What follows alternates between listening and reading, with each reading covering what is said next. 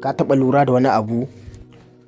Wasu mutane suna murmushi a gabanka, amma zuciyarsu cike take da wani abu daban. Ba kowa bane yake farin ciki da nasararka. Wasu suna kallon ka, amma ba domin su yi koyi da kai ba, domin suna jin zafi a zuciyarsu. A yau zan gaya maka wata gaskiya mai ciwo. Hassada abu ne da yake ɓoye a zuciya, amma yana lalata rayuwa a hankali. Shin menene hassada? A cikin wannan bidiyon za ka san wannan. Idan yau ne ka fara haɗuwa da wannan bidiyo, to ka taimaka ka sa like, sannan ka yaɗa wannan bidiyon, sannan kuma ka kasance kana bibiya ta domin samun wasu bidiyo na faɗakarwa. Hassada ba kawai son abin da wani yake da shi ba ne. A'a, hassada ita ce ka ga wani yana da alheri sannan zuciyarka ta so ya rasa shi. Wannan ba kishi ba ne. Kishi yana iya zama al'ada, amma hassada fa tana da guba, domin tana haɗa ƙiyayya, tana haɗa rashin godiya, tana haɗa son mutum ya cutar da kai. Shin menene abubuwan da ke kawo hassada? Abu na farko shine idan ya kasance kana kwatanta rayuwar wasu da taka, musamman idan kana cewa me yasa shi ya samu ni kuma ban samu ba. Daga nan hassada tana fara shiga zuciyarka.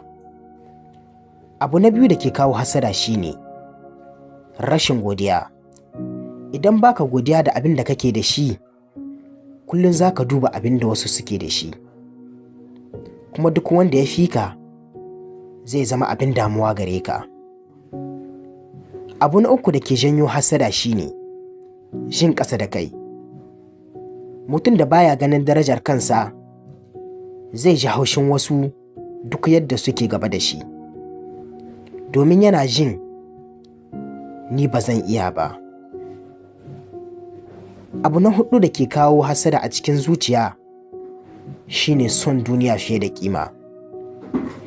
Idan zuciya ta makale da kuɗi, daraja, nasara, duk wanda ya fika ɗaya daga cikin wannan, to zai zama matsala a gare ka. Shin menene abin da hassada take haifarwa? Hassada tana da illa mai yawa, amma mafi girma shine tana cutar da mai ita.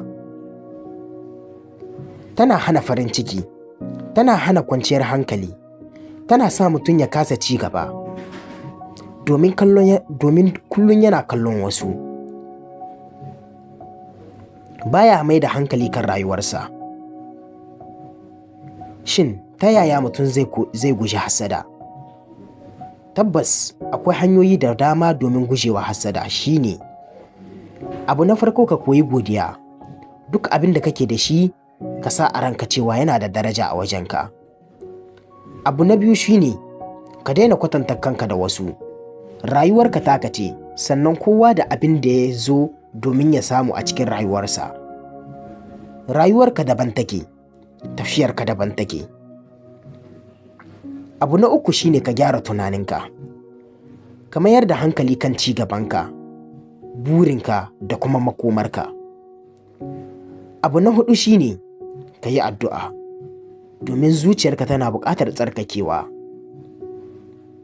Daga ƙarshe, ka tuna hassada ba tana farawa bane daga wasu, tana farawa ne daga zuciya.